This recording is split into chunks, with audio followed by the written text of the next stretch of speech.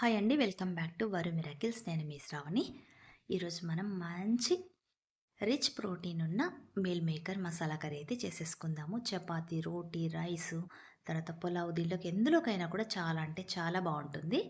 మరి ఈ మాత్రం ఆలస్యం చేయకుండా తయారీ విధానం ఏంటో చూసేద్దాం. ముందుగా ఒక గిన్నె తీసుకొని అందులోకైతే నేను పెద్ద సైజ్ మీల్ మేకర్ తీసుకున్న 2 కప్పులు తీసుకుంటున్నాను. మీరు కావాలనుకుంటే చిన్నవి కూడా తీసుకోవచ్చు. నేనైతే పెద్దవి తీసుకున్నా. ఇప్పుడు ఈ గిన్నెనైతే పక్కన పెట్టేసుకుందాం. ఇంకొక చిన్న గిన్నె తీసుకొని అందులోకైతే ఒక స్పూన్ దాకా బియ్యం వేసుకుందాము. అలాగే ఒక స్పూన్ దాకా గసగసాలు కూడా వేసుకుందాం.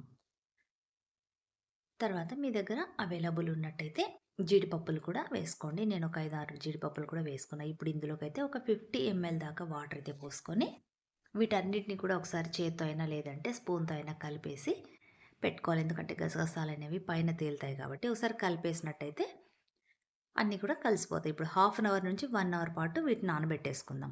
స్టవ్ పైనైతే నీళ్లు మరుగుతున్నాయి కదండీ! ఇప్పుడు ఇందులోకైతే మనము తీసి పెట్టుకున్న మీల్ మేకర్‌నైతే వేసుకొని 5-10 మినిట్స్ బాగా ఉడికించుకుందాం. ఉడికిన తర్వాత ఇవి చల్లారిన తర్వాత పిండేసి పక్కన పెట్టుకుందాం. ఈలోగా మనం మిక్సీ జార్ తీసుకొని అందులోకైతే మీడియం సైజ్ ఉల్లిపాయలను 2 ముక్కలుగా చేసుకొని వేసేసుకుందాం. అలాగే 2 మీడియం సైజ్ టమాటాలను కూడా ముక్కలుగా చేసుకొని వేసుకుందాం.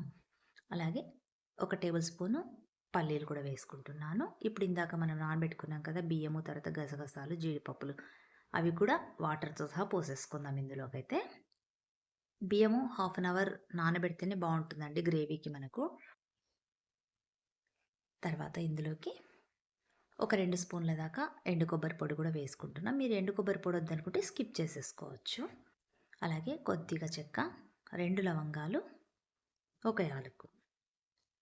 ఇవన్నీ వేసిన తర్వాత కొద్దిగా అయితే మనం వాటర్ యాడ్ చేసుకుంటూ మెత్తగా అయితే చేసేసుకోవాలి మనము ఈ మసాలానైతే. ఈలోగా మనము స్టవ్ పైన అయితే బాండి పెట్టేసుకొని అందులోకైతే 2 టేబుల్ స్పూన్ల దాకా ఆయిల్ అయితే వేసుకుందాము.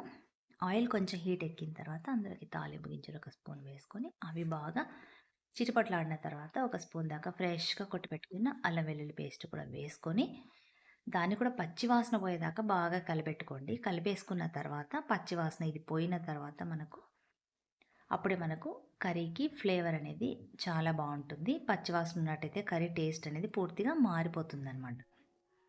ఈ అల్లం వెల్లుల్లి పేస్ట్ పూర్తిగా వేగిపోయిన తర్వాత మనం ఇందాక చేసి పెట్టుకున్న ఈ మసాలా పేస్ట్ అంతటిని కూడా ఇందులోకైతే వేసేసుకుందాము. ఇది వేసుకున్న తర్వాత మనము ఫ్లేమ్‌ని అయితే లో టు మీడియంకి అడ్జస్ట్ చేసుకుంటూ కలిపేసుకోవాలి దీన్ని. ఇది తొందరగా అయితే అడుగు అనేది పట్టేస్తుంది. అందుకే మనం కంటిన్యూయస్‌గా కలుపుతూ ఉండాలి. ఆయిల్ అనేది పైకి తేలే వరకు కూడా మనం కలుపుతూనే ఉండాలి. మధ్య మధ్యలో ఫ్లేమ్‌ని అయితే అడ్జస్ట్ చేసుకుంటూ కలుపుతుండాలి. మీ దగ్గర అవైలబుల్ ఉంటే ఫ్రెష్ కరివేపాకు కొంచెం యాడ్ చేసుకోండి. చూడండి ఆయిల్ అనేది పైకి కొద్దిగా వస్తుంది కదా! అంటే మనకు మసాలా అనేది బాగా ఫ్రై అయిపోయిందనమాట. ఇప్పుడు ఇందులోకి 3, 4 పచ్చిమిరపకాయలని కూడా చీలికలుగా కట్ చేసుకొని అవి కూడా వేసేసుకొని కలిపేసుకుందాం.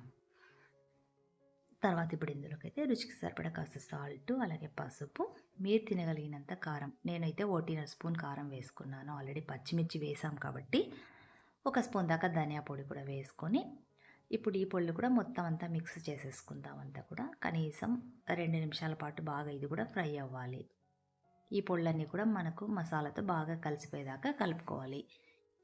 కొద్దిసేపటి తర్వాత ఇదైతే ప్యాన్ నుంచి సపరేట్ అవ్వడం అయితే స్టార్ట్ అవుతుంది. అంటే మొత్తం మసాలాతో పాటు పొళ్ళన్నీ కూడా బాగా ఫ్రై అయిపోయినాయి. చూడండి ప్యాన్ నుంచి అయితే మనకు మసాలా సపరేట్ అవుతుంది కదా! ఇట్లా సపరేట్ అయ్యేటప్పుడు మనము ఇప్పుడు ఉడికించి పక్కన పెట్టేసుకున్నాం కదా మీల్ మేకర్ని అయితే యాడ్ చేసేసుకుందాం. ఈ మీల్ మేకర్ యాడ్ చేసిన తర్వాత కూడా మళ్ళీ ఒకసారి అంతా కూడా బాగా మిక్స్ చేసేసుకోండి. తర్వాత మిక్సీ జార్లోకి 1 గ్లాసు లేదా 1.5 గ్లాస్ దాకా వాటర్ అయితే వేసుకొని ఆ వాటర్ని కూడా ఇందులోకి వేసేసుకుందాం. మీకు గ్రేవీ కొంచెం ఎక్కువ కావాలా, పలుచగా కావాలనుకుంటే ఇంకొంచెం హాఫ్ గ్లాస్ వాటర్ ఎక్కువగా వేసుకోండి. థిక్‌గా కావాలనుకుంటే 1.5 గ్లాస్ అయితే సరిపోతుంది. ఎందుకంటే మనకి ఇంకా మీల్ మేకర్ అనేది మసాలాతో పాటు ఉడకాలి కాబట్టి ఈ వాటర్ వేస్తున్నాం అనమాట. అంతా కూడా ఒకసారి బాగా కలిపేసుకుందాం ఇప్పుడు. మనకి ఎప్పుడైతే ఇంకా ఉడికిపోయింది అనుకుంటామో అప్పుడు ఫైనల్‌గా సన్నగా కట్ చేసుకున్న కొత్తిమీర వేసేసుకుందాము. కావాలనుకుంటే మీకు అవైలబుల్ ఉన్నట్టయితే పైన కొంచెం ఫ్రెష్ క్రీమ్ వేసుకున్నా కూడా టేస్ట్ అనేది బావుంటుంది. లేదా క్రీమ్ కూడా అవైలబుల్ లేదనుకుంటే కసూరి మేతి కొంచెం వేసుకున్నా కూడా ఒక ఒక హాఫ్ టీ స్పూన్ అంతా వేసుకున్నా కూడా చాలా బాగుంటుంది. ఇదంతా కూడా ఒకసారి బాగా కలిపేసుకున్నాక ఇంకొక 5 మినిట్స్ పాటు మనం లో ఫ్లేమ్ మీదనే కలిపేసుకోవాలి. ఇవన్నీ కూడా మీల్ మేకర్ మసాలాతో పాటు ఉడికిపోవాలి. తర్వాత ఆయిల్ కొంచెం పైన మనకు కనిపిస్తున్నప్పుడు మనము స్టవ్ కట్టేసుకుంటే సరిపోతుంది. అంతవరకు మనం మాడిపోకుండా కలుపుతూ ఉండాలండి బాగా. చపాతీలోకైనా, రైస్‌లోకైనా, పలావ్‌లోకైనా కూడా చాలా అంటే చాలా బావుంటుంది. పిల్లలు చాలా ఇష్టపడి మరీ తింటారు. ఇంకెందుకు ఆలస్యం, మీరు కూడా తప్పకుండా ట్రై చేయండి. మీకెలా కుదిరిందో నాకు కామెంట్ ఇవ్వండి. మీ ఫ్రెండ్స్‌కి, కుటుంబ సభ్యులకైతే ఈ వీడియోని షేర్ చేయండి. మరిన్ని రెసిపీస్ కోసమైతే మన వరు మిరాకిల్ ఛానల్ అయితే సబ్స్క్రైబ్ చేసుకోండి. నెక్స్ట్ మళ్ళీ ఇంకొక మంచి వీడియోతో మళ్ళీ మీ ముందుంటా. Until then bye. Thanks for watching.